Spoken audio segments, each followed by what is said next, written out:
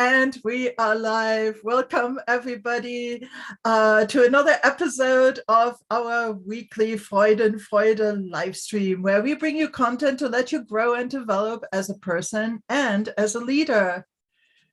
I'm Sandra Corona. And I'm Claudia Cimenti. And we are coaches. Coaches, you were late.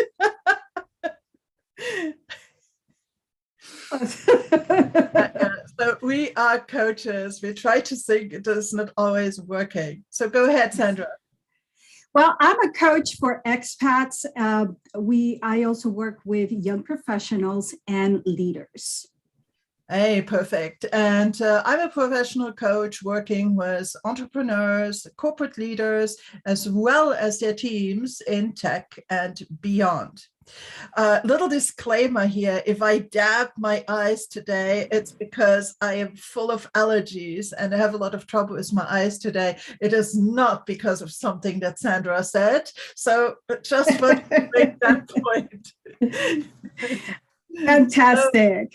Yes.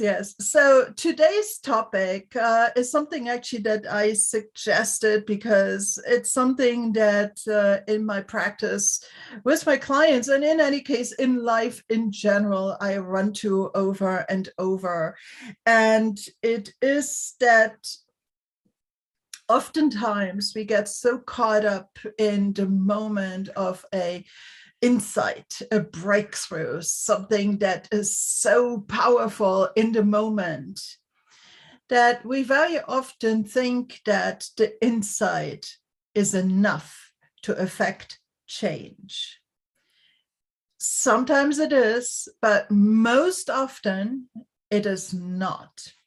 Meaning that we walk out of the room and maybe we're still all hyped up for a while, and then it just disappears, it evaporates.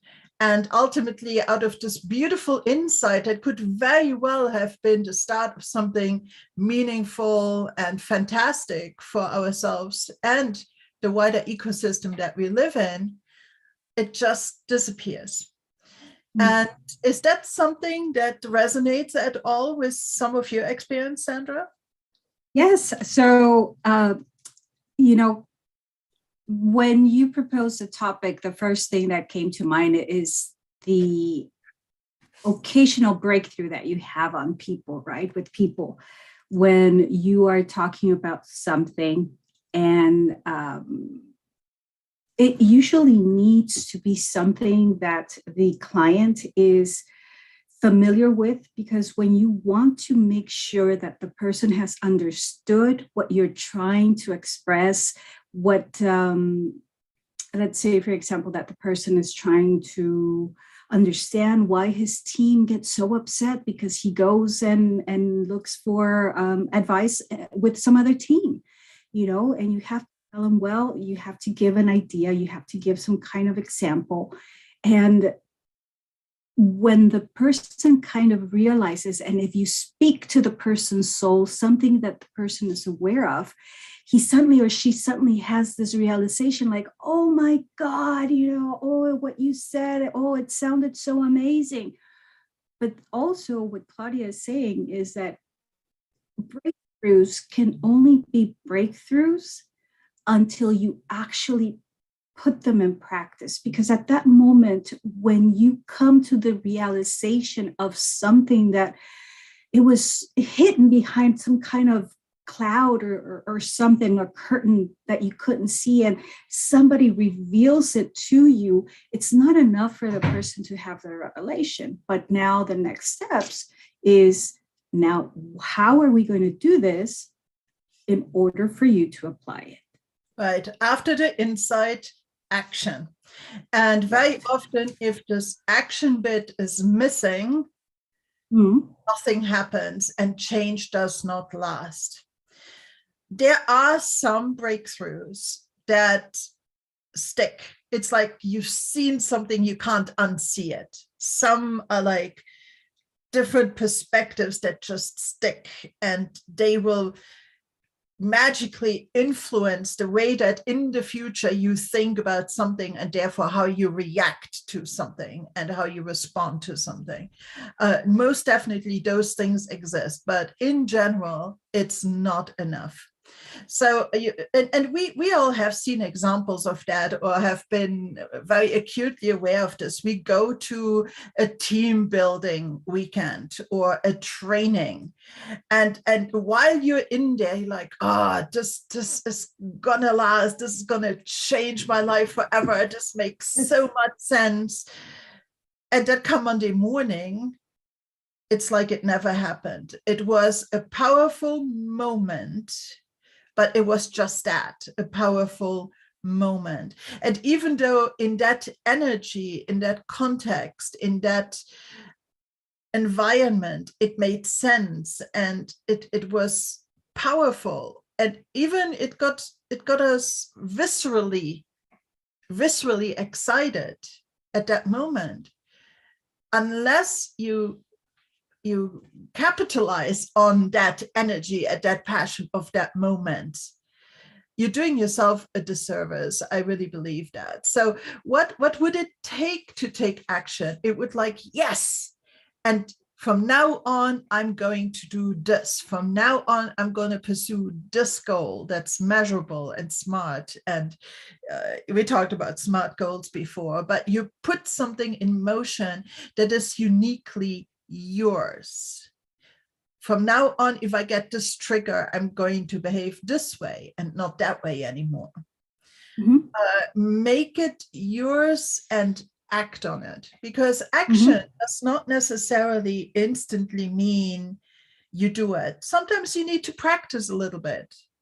Sometimes the action is you need to plan a bit more. Sometimes the action is you actually need to think about it some more. Right? Because we're all for this. Sometimes it means I'm going to explore this deeper with my coach. Yes, thank you. Right? And so, but it doesn't just stay with that assumption that because in that moment the insight was powerful, that is enough to affect change. Sorry to beat a dead horse, but that's really what it is. It's I see it again and again and again. And I have experienced this. I'm not immune to this, that, sometimes it was just that great. And then I didn't do anything with it. I missed the moment. I missed the energy of that moment, the motivation that comes with it, the spark that comes with it. Do you remember that ever happening to you, Sandra? Well, it's not so complicated when you start thinking, as what is a breakthrough? I'm trying to think what is the right word. And I think it's for me, the way that I related, it's like conditioning people. How do you condition a person, right? Or how do you condition the same way that you condition an animal is the same way that the human mind behaves. If, for example, when you're reading, how many times have we not heard that when you're reading, it's really good for you to stop and pause and think what you just read. Think for a change, exactly. Right? And so when you're reading something, look, I admire a lot of people out there that they read and they start reading and they don't close the book until they have actually finished. But I can tell you when it's not, let's say, when it's a topic about learning, it's usually a little bit more difficult to stay engaged because the brain is not meant to be engaged for more than 3 hours at a time. And you cannot. If you're lucky. Exactly. So usually, I don't know if people have noticed this, but the human brain, the reason why companies give us, let's say, X days of vacation is because our bodies are meant to have a rest every 3 months. So kind of realize that, where you can say, well, why do I have this many days?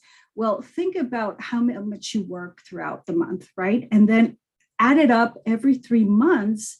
It kind of makes sense for a person to take at least 1 week off, because if you don't do it, it becomes tedious, it becomes repetitive, but it's because you have done it enough times that you can remember it. Well, let's say this, when you're reading, going back to what I was saying, sorry, you're reading, you're reading and you have to remember what you just read, at least for the last 2 paragraphs, because if you notice, usually books are divided in 4 paragraphs, usually, not all the time. So when you're reading, now you tell me, now that my book is published, now you tell me that I'm supposed to follow some paragraph format. I don't know. There's a pattern, because when you're reading, you stop. And sometimes, if the book is yours and you don't, and you value what you're reading, you either use a sticky note or you write next to it and you summarize it in a way that it makes sense to you. Even copywriting, even doing that requires that kind of skill. You read something and you make it your own words. Otherwise, you have literally copied it from the same person or from the person that wrote it. So think about it. You have to make it your own so that it absorbs, so it makes sense. And that way you can put it in practice. But even if you put it in, let's say, if you have an action plan, as coaches, we give you guys, to say, well, would you like us to sit down and start a plan, an action plan, how you would approach it, how you would do it, blah, blah, blah. And if the person says, no, don't worry, I'm going to do it, we already know that it's not going to happen. Never going to happen. Exactly. Okay. Here's like a personal conclusion. Okay, this is not a coaching wisdom. This is a personal conclusion. Later never comes. I am going to do this later. I'm going to think about it later. I'm going to reread this later. In my own conclusion, later never comes. If you don't do it right then and there, you're doing yourself kind of a disservice in many cases, right? The thing that you just mentioned about putting it in your words and putting it, making it, because see, even I would even go that far, that putting it into your own words and summarizing it for yourself and taking a note, that already is action. And it is that you went from a consuming state to a production state. Right? Like we all have become excited by these wonderful orators giving talks and drawing us in and telling their story and sharing their wisdom. And we're like so into it.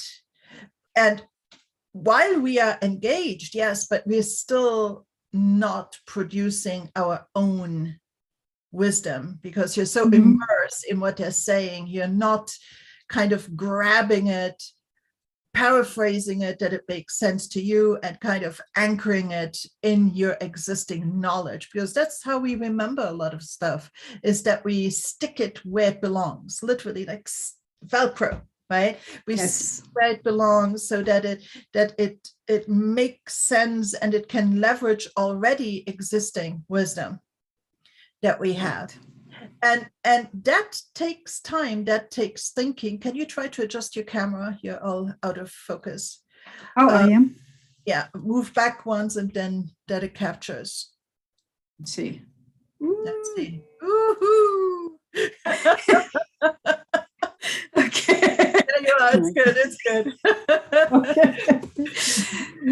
So the wonders of live YouTubing, people. That's how it goes. So and that already is action. It's the first micro step towards integrating a new insight into your fabric, your life's fabric. And the more impactful and the more important, I think, the insight is, the more action we need to take to make it worthwhile, because a lot of insights require That's my cats. They're like climbing over things over here. Sorry. And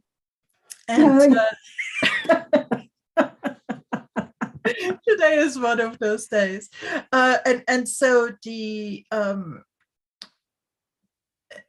requires more, because if it is something that is going to fundamentally change maybe a way that you view something, a different perspective about something meaningful and big, a more fundamental change rather than a little habity change or something like that, the more action is going to be required to change ingrained behavior, to build new habits, to maybe reach for larger goals out there, right? Mm-hmm. And so action can be a small little micro thing of like, yeah, right, just shook something loose, all the way to, massive world changing things like, I want to start a business. Yeah, I mean, you can have an insight that that's what you're really meant to do. Well, it takes massive action to start a business. Take it from two gals who have done it, right? Yes. So it's different layers of action for different levels of insights, but nevertheless, this stop and make it your own in all cases, I think, is crucial. Right. So when you read, I know that you read a lot. Do you have notebook in hand at the side? Do you write in the margins? What do you do? No, I actually, so for example, the best thing that you can do is just bookmark them, right?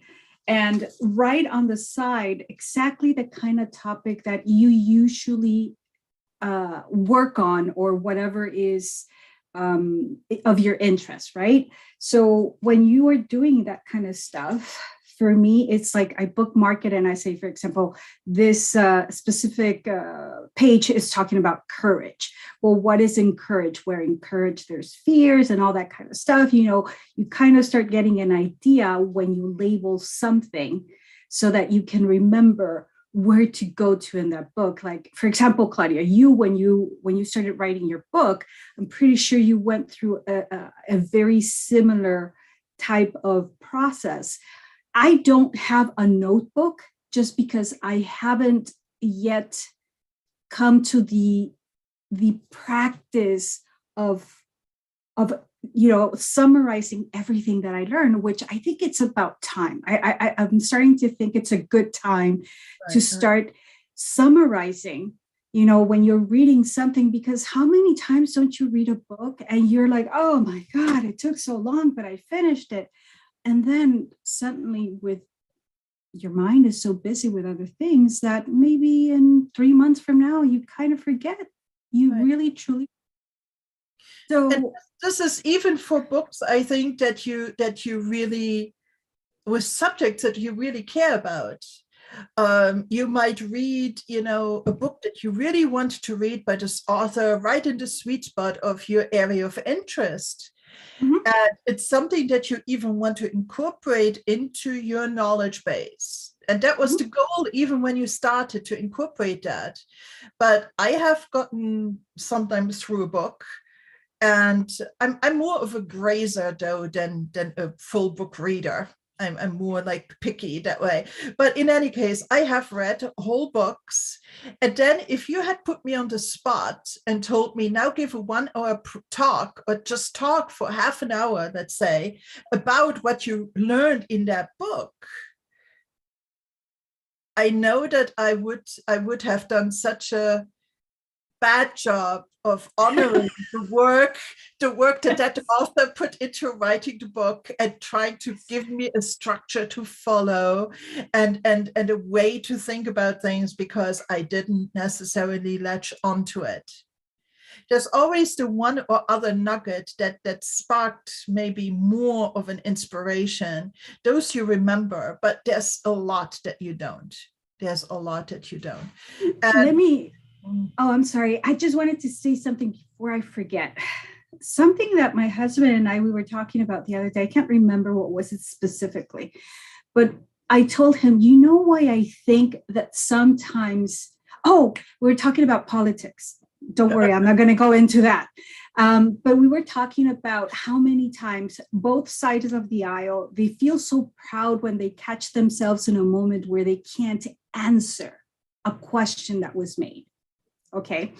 And I told my husband, but I don't think anybody has been fair in this kind of discussion where we say, we got you, you couldn't answer, you didn't know your topic, those kind of things.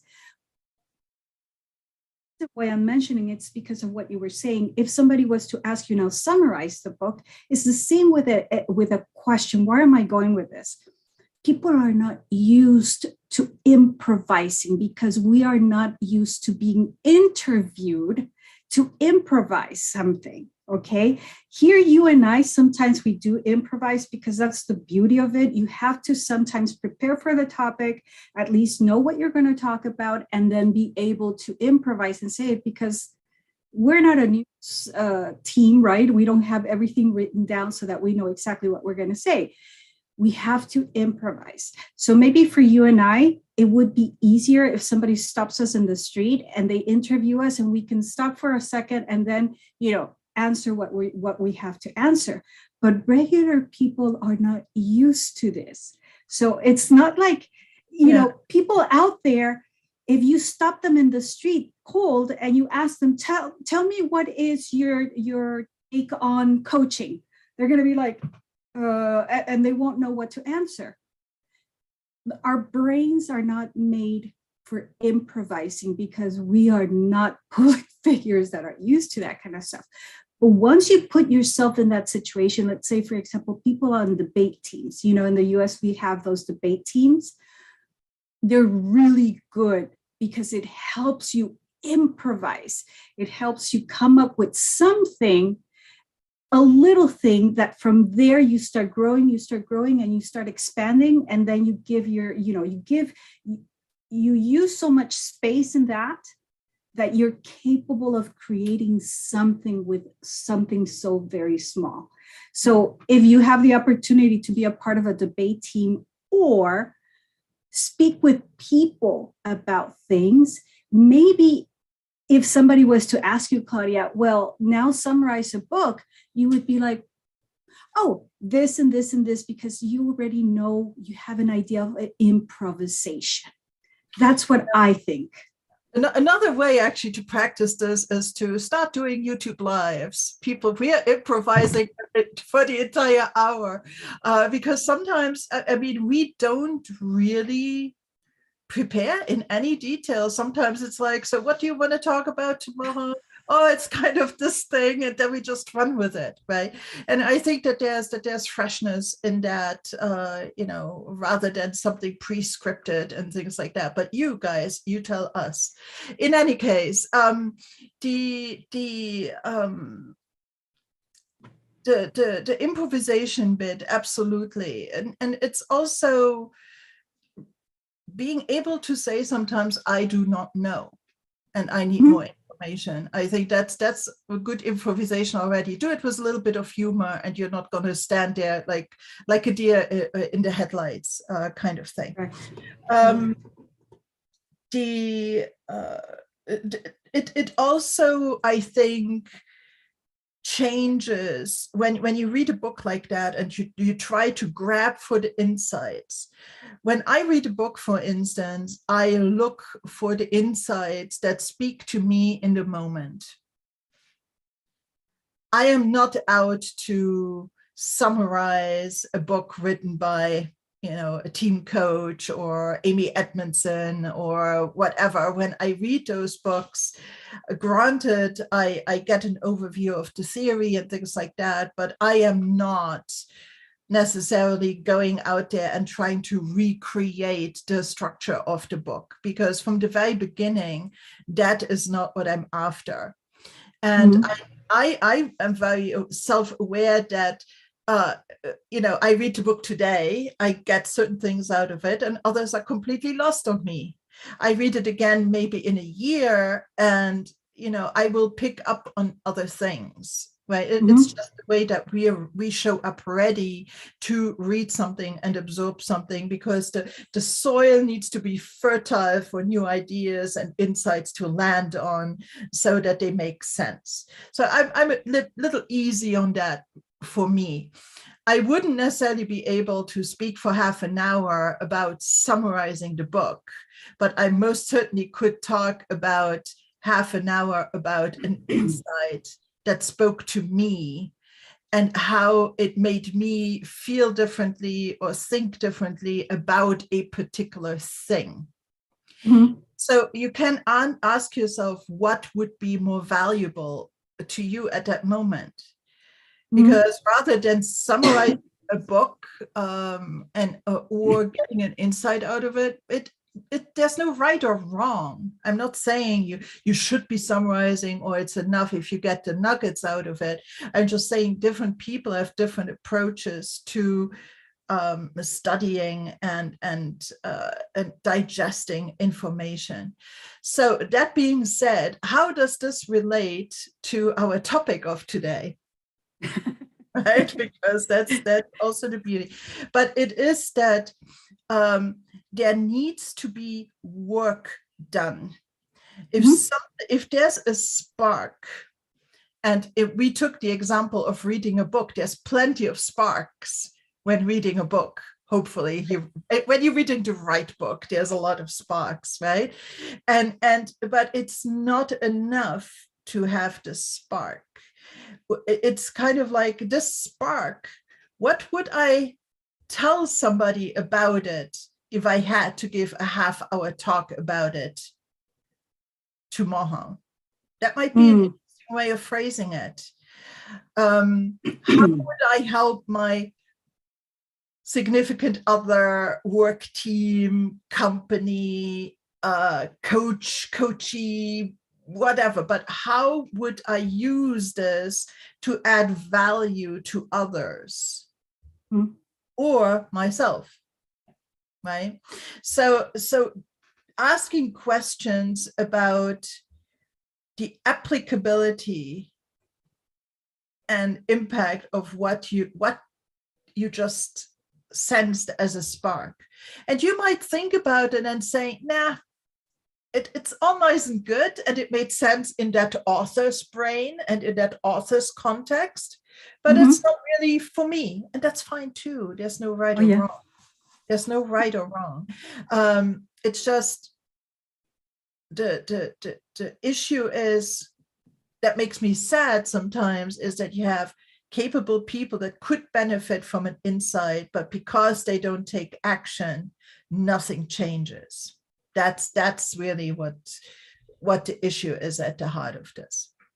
Right.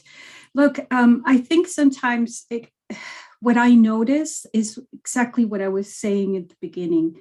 If you have the ability to talk with somebody about a topic that they're passionate about, you're usually going to have better breakthroughs because you're going to be able to use examples that they can relate to or understand when you speak the same language. That's why it's so important that you hear when we as coaches say it's very important that teams create their own language, because it's a way that they're going to come together and they're going to understand each other. And there's this symbiosis, this thing that makes them come together where just they can say plan B and you're like, oh yeah, and you continue, right? And you can say, oh, remember when let's do a corona, let's do a corona. What are they trying to say? Well, let's go and take a break, let's put it that way, or something like that. There's words that you use, there's codes that you use with people. So a coach, obviously, it's very important that people read, because when you want to make sure as a coach or as a person that's talking with somebody else, in order for that communication to go through, is to understand the person that you're talking with, in order for the communication to be, both ways, right? So for example, if somebody was to want to give me an example that I understand, I would probably like for a person to talk to me in Star Trek, right? Because, oh my God, I binge on that stuff. Or for example, let me give you an example. Many, many, many, many years ago, oh my God, we still remember this, my best friend and I from Houston. We sat one day and we bought the book, The Da Vinci Code, okay?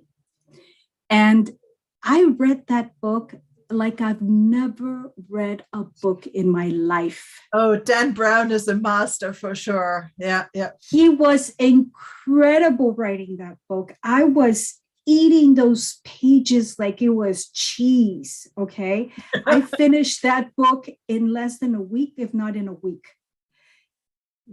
We went for coffee, my friend and I, and we started talking about the book. I'm kidding you not, Claudia. I'm kidding you not, people.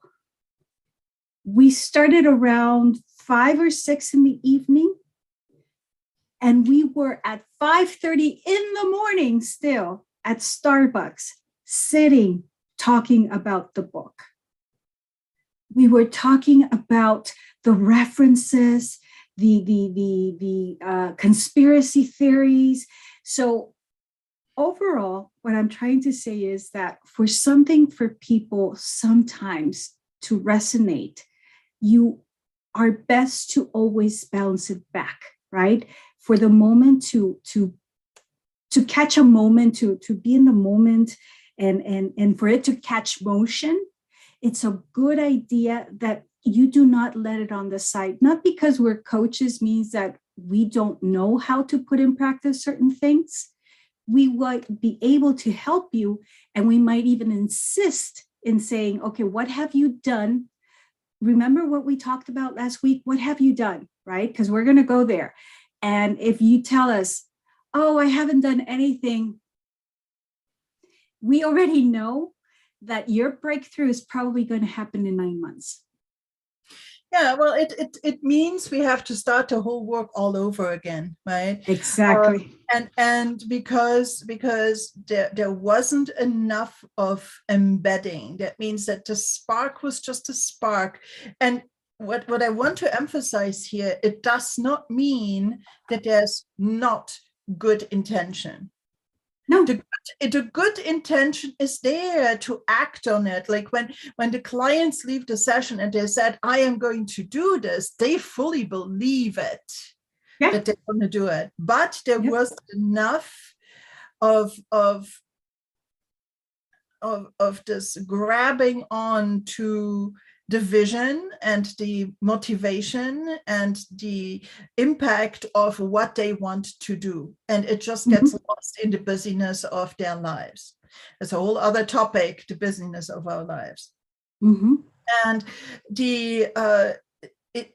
it's not like they didn't have this good intention of doing it, but they didn't. That means that in the priorities of all the things that come across their brain in one day or whatever, it didn't percolate up to the top of the to-do list or of the to think about list, especially since in the beginning, fundamental changes that you might not even know yet what it means in real life. You still have to sit with it, and you still have to really feel into it and so on. That requires a certain reflection. It really does. And sometimes you just don't. And it's sometimes even a matter of logistics, that you can't even create an environment in which that reflection is possible. And incidentally, I'm not contradicting you, Sandra. Sometimes the best reflection you do in the environment created with somebody else. An environment of passion, an environment of motivation, of a shared kind of goal or insight and things like that. It doesn't necessarily always just mean, you block off a half an hour or an hour in your schedule. Sometimes it's more than that. You have to create a conducive environment. And very often the only conducive environment that people get, even truly high capacity people, okay, that have to act together. Sometimes the only truly reflective time they get is with their coach. It's just the way it is. Because when you make this appointment with your coach, that is your time. That is the time to do the things and think the thoughts and have the discussions that you couldn't have otherwise. Right. Okay. And actually, I need to share this, but I had a wonderful coaching session this morning, and I got a quotable out of it for my client. And he says, I know I come here for questions and not for answers. Okay. And that really is, it's a good one, right? It's one for the books. And it's really true. It's like those are the moments that you are allowed to sit with the question. Because you might not even come to the answer in that one session. And coaches are okay with that you are going to think and come to conclusions in your own time. And you know, you're not going to get any judgment from any competent coach. Let me assure you. If you do, it might be a good thing. It might not be a good thing. Okay. But the thing is that nevertheless, the thinking and the action needs to kind of happen. Sometimes it takes time, sometimes not, but there needs to be a concerted effort to make it happen. You know, it's not magically gonna appear, the positive consequence of this insight. It's not magically gonna appear. You have to think about scheduling it. You have to put effort into it. You have to explore it, and so on, right? If you don't, that also was a decision, and nobody is going to blame you for not doing it. But then that's your responsibility. That was, you know, you have to kind of deal with that consequence and potentially regret that comes later. Yes, I kind of had thought this before, but I didn't take action, so now I have to live with it. Oh, that sparked something. Tell me. No, it's just that it makes that how many times we're talking with our clients, and it's that moment where they say, well, I haven't had the opportunity, I've been too busy, or I haven't had the chance to apply it, which is also a valid point, right, when they say it. And overall, I think it's just, you have to give people the time. That's another thing. We have to give people the space also to absorb the information, because we're coming from a place where we have dedicated our time into studying this. So we already know this, the same as you have taken the time to study project management.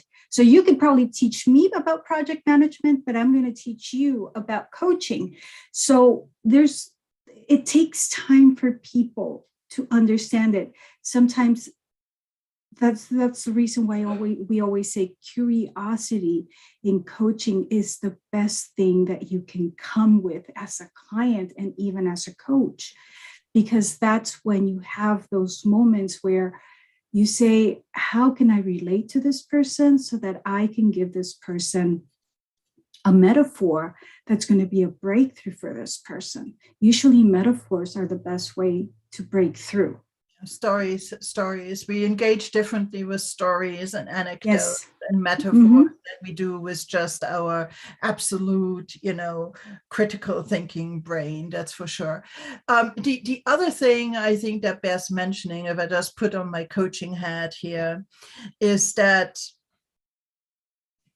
if you have clients show up to a session and they said, oh, I didn't do it, I didn't get around to it, and so on, as a coach, instantly for me, the red flags start waving that, oh, what was happening here that they didn't? Why are they latching on to this ready-made excuse of busyness and things that maybe might be a resistant resistance to change. Mm-hmm. Behind it is a fear of failure, a fear of success, lingering doubt, a lack of self-confidence, and so on. Because when stuff does not happen, there's usually a reason behind the reason. Exactly. Right? Very often there's a reason behind the reason.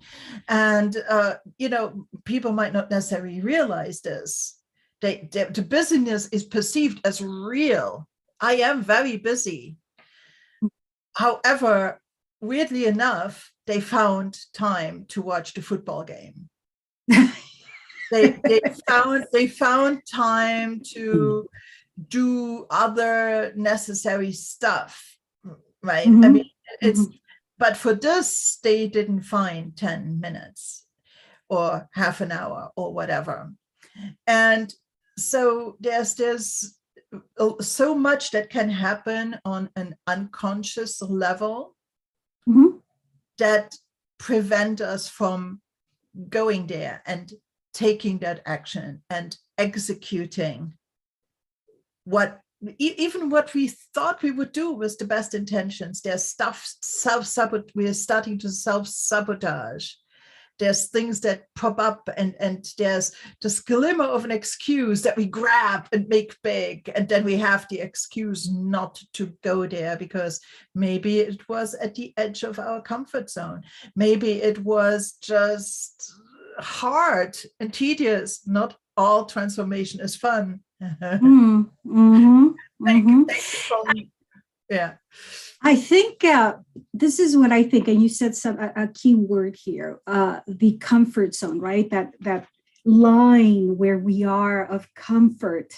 And I always think that the kind of people that you and I coach, it's because they're in such high positions that the kind of coaching is about reuniting yourself with your consciousness, with being self-aware of your surroundings and being curious about what's going on. But the people that you and I coach are leaders, which are usually always like this, right? They're in this conch, they live in this conch, this little thing where they try to cover emotions, right? They try to make decisions, hard decisions. And so I admire people when they're trying to get into coaching because they're ready to become self-aware. They're ready to be, to acknowledge other people's feelings. And they've been living in such a comfort zone that somebody told them, you know what, you need to change if you want to progress, if you want to do something better. In this time and age right now, in the kind of world that we're living, where there's so much fragility, where there's a need for people to become more human, I think that leaders are in that line that you were saying, where they're like, do I want to cross it? Or so I always feel that when they give us, oh, I'm too busy, like you were saying, it's because they're not ready to confront that side of them that's going to make them vulnerable and say, I'm ready to listen to my employee and their problems. But if I do, how is that going to affect my decision making? Oh, I have tough decisions to make. And I know every company always experiences layoffs, right? Almost every year. So you know that if you get close to your employees by doing the actions that we ask you to take, you're probably going to come closer to your employees. And then when it comes time to make a strong decision, a hard decision, oops, so I think people have that hard time of crossing that line of saying, especially in the West, right? Not so much here on this side of the world for you and Europe. You guys have more, you're more in touch with this thing of being together and doing things together as a collective. That's awesome. But in countries where individualism exists, that crossing that line is really hard. So I get it when people give excuses all the time, I cannot do this, or I haven't done it. So maybe it's a thing about comfort zone, where they are, and whether they're ready to cross it or not. If they're not ready, then it's time to go into the next topic. Yeah. Very interesting. Actually, I think that most of the leaders, high-powered leaders that I've worked with, were actually amazingly self-aware and in touch. But no matter where you are, there's always a limit to your comfort zone. You might then today push it out some more, and then you hit your limit in 2 weeks or 2 years, whatever. There's always room for growth. And, with every promotion, every new job, every growth that happens, every change in context, every new insight comes, again, does push against your comfort zone, because they are so at the edge of performance, and at the edge of capability, because they're pushing themselves so hard. They're having really complex and situations to deal with, and so on, that you're always there. You are in a context that it's by its very nature putting you on the spot. And the impact of your decisions is so vast that, of course, you need to juggle this.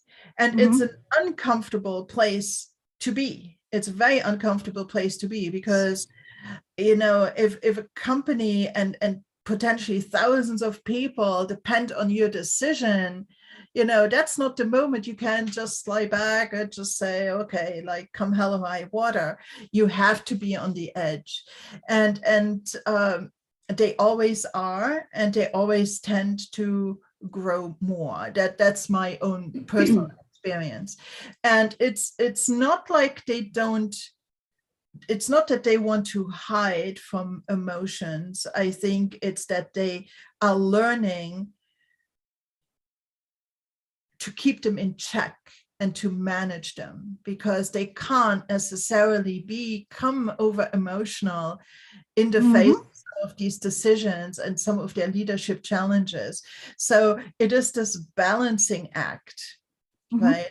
And we all know this. It's the Jupiter syndrome. The more senior a person is, the more it gets lonely at the top. That's essentially it. The most senior a person gives, the lonelier they come, because they don't have this possibility to really exchange with people and to find this common ground, or to find this place where they can be vulnerable and fully express themselves. And that's also why I think most of the high-powered senior executives do have coaches, because you need this impartial, non-judgmental, holding you to your own standard kind of person to accompany you. Because coaches don't impose their standard, but they hold the client accountable to the standard of the client. Okay. And so I think that it's not an easy task to necessarily take the action. And because it is so hard, and because we're at the edge of our comfort zone, when we try to do those change, let me rephrase that. The person who wants to try, I want to go away from the anonymous global you. Let's just say it really in the third person. The person who wants to try to make the change, there's so much going on, and there's so much to think about and reflect and so on, that the brain doesn't want to go there. Our brain is not our friend. It is not. our brain is going to conjure up myriads of excuses, myriads of ways not to do it, that it requires some very specific putting of the foot down to get the brain to look at it. Brain, this is important. Don't filter it out. Brain, this is important. Make sure it happens and it sticks, and so on. So, it can really be a challenge on very many different layers. So it is normal that there's some, at least initial resistance to change. And so the excuses are the visible manifestation of the inner turmoil. And unless you can see the excuses for what they are, you're likely going to take them at face value. Yeah, I'm not going to do it because indeed I don't have time. Rather than I feel like I don't have time because this is a difficult change that I'm trying to do. See it for what it is, right? And so sometimes for things like this, coaching is the ticket. I mean, I don't want to, I'm not selling this.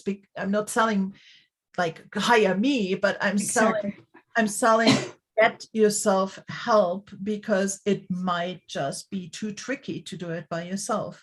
Okay, doesn't need to be me, doesn't need to be Sandra, but get yourself possible help, and coaches might be a good candidate to help you in those situations. Correct. I think from my side, given that it's almost close to our time to wrap it up, if I was to summarize what is my